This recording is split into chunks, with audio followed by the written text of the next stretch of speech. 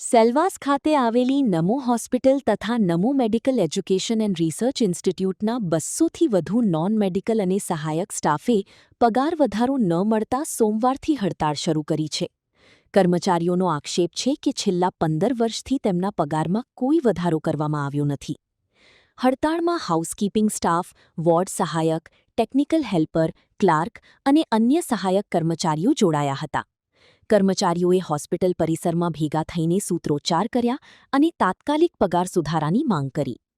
કર્મચારીઓના જણાવ્યા મુજબ મોંઘવારી સતત વધી રહી છે અને કામનો બોજ પણ વધ્યો છે, છતાં પગારમાં કોઈ સુધારો કરવામાં આવ્યો નથી.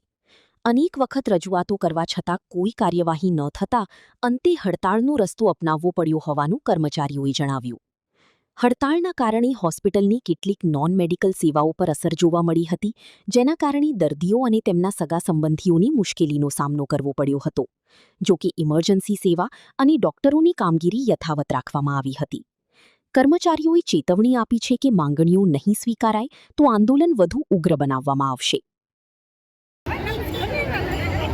પ્રોબ્લેમ આજે 28 વર્ષ થયા, એટલા 28 વર્ષ આજે રૂપિયો પગાર નહીં વધે. આજે આ મેનેજર બનાવ્યા છે, આના કારણે ફેક્ટરી બનાવી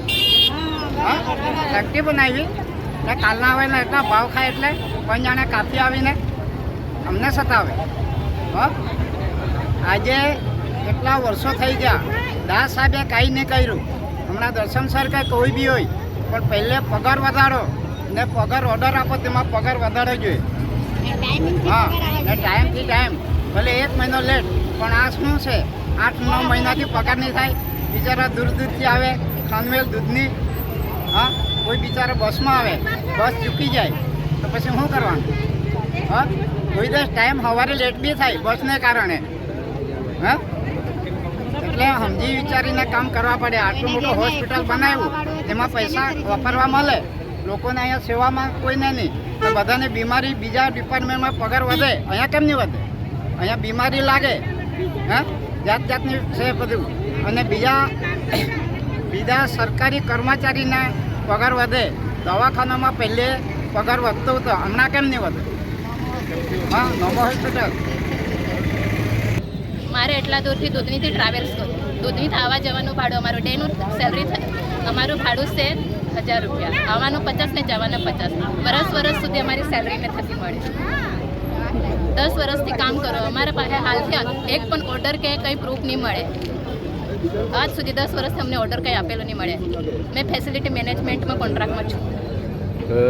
પગાર એટલા બાકી? મારો પગાર માર્ચથી બાકી હતો, 5 મહિનાનો થઈ ગયો. હજુ ઓક્ટોબર સુધીથી સેલરી બાકી છે મારી.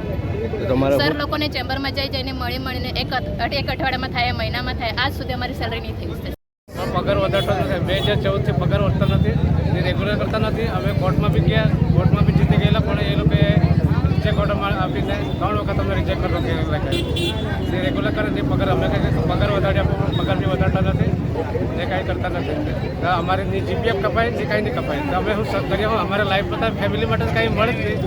કાલ ઉઠીને અમને કાઢી કહી દે, અમને તો ખાલી યાદ નહીં કરવો પડે. કાંઈ એના માટે તો કહી જોઈએ ને કે પીએફ નહીં કપાય, પીએફથી કપાવા જોઈએ, પીએફથી કપાય, કાંઈ નહીં કપાય. અમારા ફેમિલી માટે છે કોન્ટ્રાક્ટર એના કરતાં તો રોકડાવાળા પૈસા લઈ જાય રોજના. પગાર ટાઈમ પર નહીં આપે, 4 મહિના પગાર આપે નહીં. એના માટે તો કંઈ દેવા જોઈએ ને. કમસે કમ સેલરી તો વધારવા જોઈએ ને. સેલરી વધારી આપો. દર વર્ષે પગાર વધારે તો પહેલાં આગળ વધતા હોય તો દર વર્ષે 2014 રૂપિયા પગાર નહીં વધે.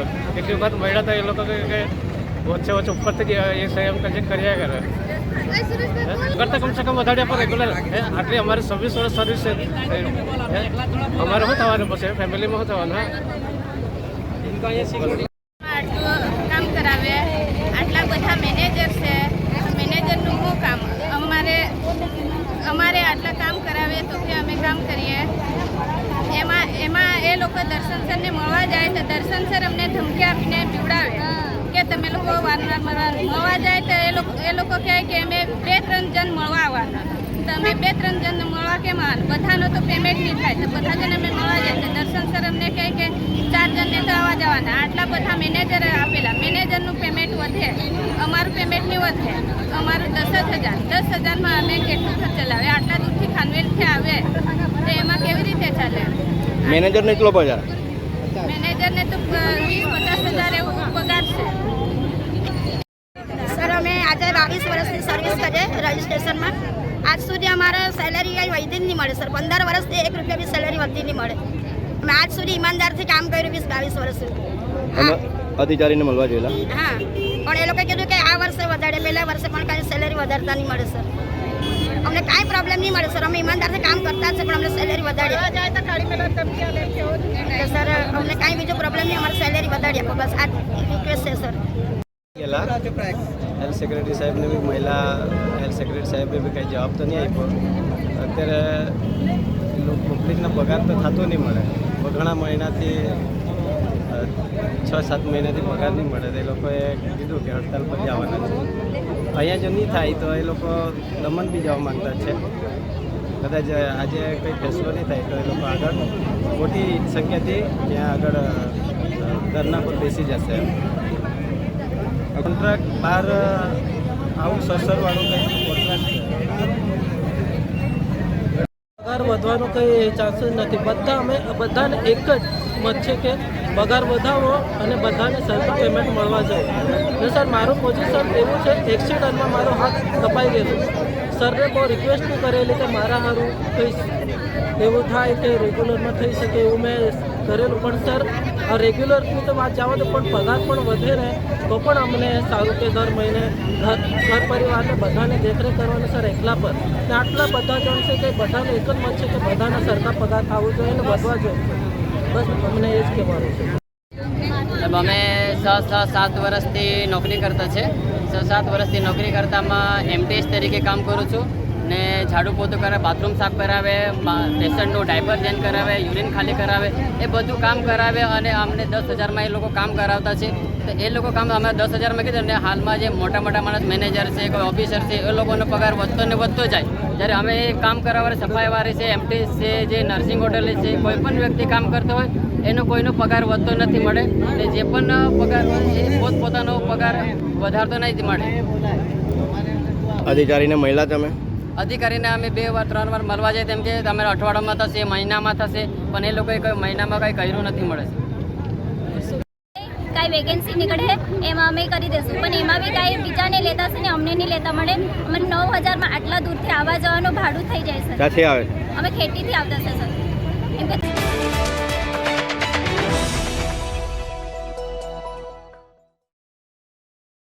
દમણમાં આજથી ફ્રી બસ સેવા શરૂ. માનનીય પ્રધાનમંત્રી શ્રી નરેન્દ્ર મોદીજી દ્વારા ઓછા ઇંધણના ઉપયોગ અને જાહેર પરિવહનને પ્રોત્સાહન આપવા માટે આપવામાં આવેલા સંદેશને ધ્યાનમાં રાખીને વહીવટીતંત્ર દ્વારા આજે તારીખ 18/5/2026 સોમવારે દમણના વિવિધ વિસ્તારોને આવરી લેતી મફત બસ સેવા શરૂ કરવામાં આવી છે. આ બસ સેવા દ્વારા સામાન્ય જનતાને સરળ, સુવિધાજનક અને સસ્તું પરિવહન ઉપલબ્ધ થશે. તમામ નાગરિકોની વિનંતી છે કે આ નવી પહેલનો વધુમાં વધુ લાભ લો અને જાહેર પરિવહનનો ઉપયોગ કરીને આ અભિયાનને સફળ બનાવો. આજના આ મહત્વપૂર્ણ કાર્યક્રમમાં આરટીઓ અધિકારી શ્રી કવલજીત સિંઘ, દમણ નગરપાલિકા અધ્યક્ષા શ્રીમતી દીપિકાબેન ટંડેલ, કાઉન્સિલર શ્રી અસ્પી દમણિયા, શ્રીમતી ફિરદોશબેન દમણે એ ઉદ્ઘાટન સમારોહમાં ઉપસ્થિત રહીને જનહિતની પહેલને સમર્થન આપીને જનતાને આ સેવાને સફળ બનાવવાનું આહ્વાન કરવામાં આવ્યું હતું.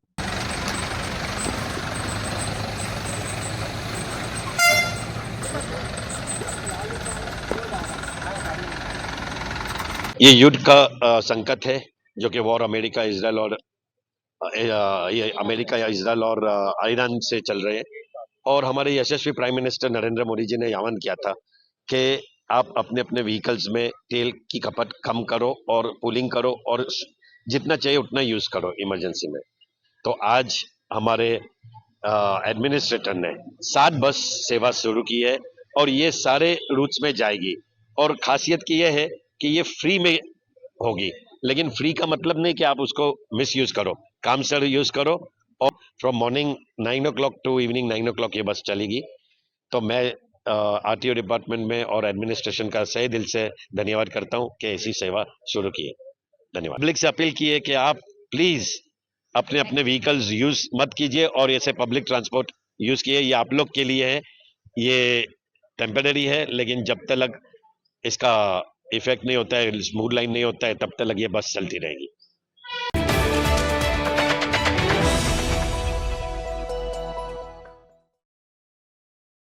કેન્દ્ર શાસિત પ્રદેશ દમણમાં આજે પ્રશાસનના વરિષ્ઠ અધિકારીઓ કારપુલિંગથી એક સાથે સચિવાલય આવ્યા હતા. મોટી દમણ ખાતે એક મિની બસ દ્વારા અધિકારીઓને ઘરેથી લેવામાં આવ્યા હતા અને મોટી દમણ ફોર્ટ વિસ્તારથી સીધા સચિવાલય આવ્યા હતા. પ્રધાનમંત્રી નરેન્દ્ર મોદીના સંદેશ અને પ્રદેશના પ્રશાસક પ્રફુલ્લ પટેલના માર્ગદર્શનમાં આ કાર્ય શરૂ કરવામાં આવ્યું છે.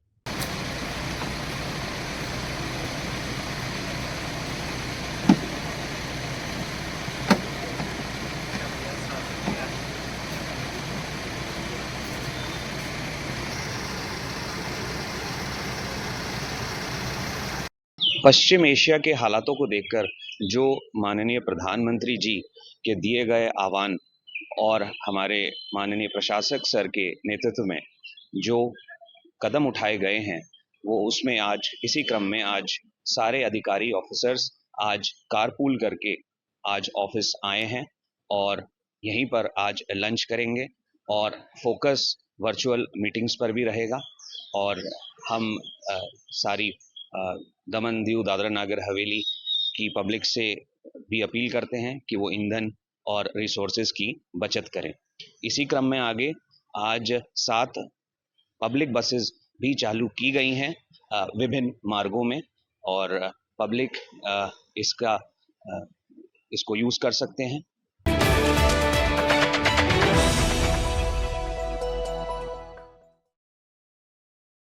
પારડી જીઆઈડીસીમાં આવેલી સનબર્ડ સીલ્સ પ્રાઇવેટ લિમિટેડ કંપનીના જ્યાં ગત રાત્રે આશરે 10 વાગ્યાની આસપાસ કંપનીના સ્ટાફમાં તે સમયે ભારે નાસભાગ મચી ગઈ જ્યારે એક કર્મચારી ટોયલેટના કમોડ નીચે કાળના રૂપમાં બેઠેલા ઇન્ડિયન કોબ્રા સાપને જોઈ ગયો. આ સાપ જોતાં જ કર્મચારીના હોશ ઉડી ગયા હતા અને તાત્કાલિક આ અંગે પારડી જીવદયા ગ્રુપને જાણ કરવામાં આવી હતી. કોલ મળતાની સાથે જ જીવદયા ગ્રુપના સભ્યો યાસીન મુલતાની અને ઋષિ ઠાકુર એક પણ ક્ષણનો બગાડ કર્યા વિના કંપની પર દોડી આવ્યા હતા. ટોયલેટમાં જઈને જોતાં જ માલુમ પડ્યું કે ત્યાં આશરે 4 ફૂટ લાંબુ અત્યંત ઘાતક ન્યુરોટોક્સિન zehર ધરાવતો ઇન્ડિયન કોબ્રા નાગ ફેન ચઢાવીને બેઠો છે. હાલના દિવસોમાં ગરમીનો પારો સતત વધી રહ્યો છે જેના કારણે સરીસૃપો ઠંડકવાળા માહોલની શોધમાં નીકળે છે. આ કોબ્રા સાપ પણ ઠંડક મેળવવા માટે ટોયલેટમાં આવી ઘૂસ્યો હોવાનું મનાય છે. જો કે જીવદયા ગ્રુપના સભ્યોએ ભારી જહેમત અને સાવચેતીપૂર્વક ખૂબ જ શાંતિથી આ ઝેરીલા સાપનું રેસ્ક્યુ કર્યું હતું. સાપ પકડાતા જ કંપનીના સ્ટાફે રાહતનો શ્વાસ લીધો હતો.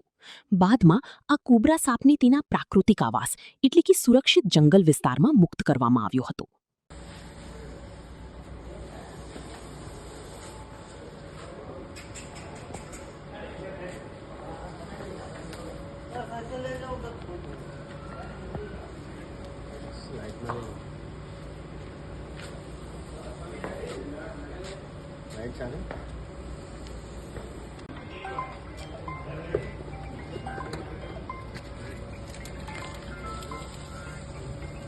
ભાઈ પેલું ઢાંકણ આપ્યું.